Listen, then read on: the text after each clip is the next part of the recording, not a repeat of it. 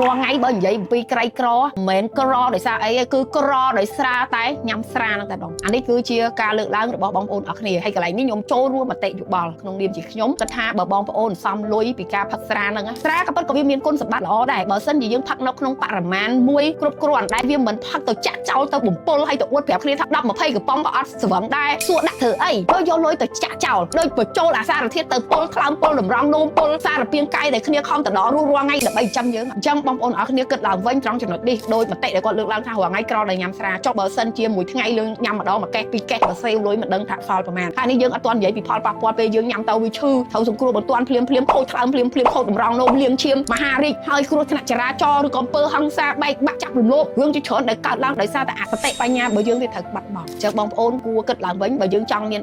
ក្តីសុខសុភមង្គលក្នុងគ្រួសារគួរតែកាត់បន្ថយឬក៏ឈប់ញ៉ាំស្រាបានតែម្ដងសេចក្តីសុខនឹងចូលមកពេញគ្រួសារបរិបូរណ៍តែម្ដង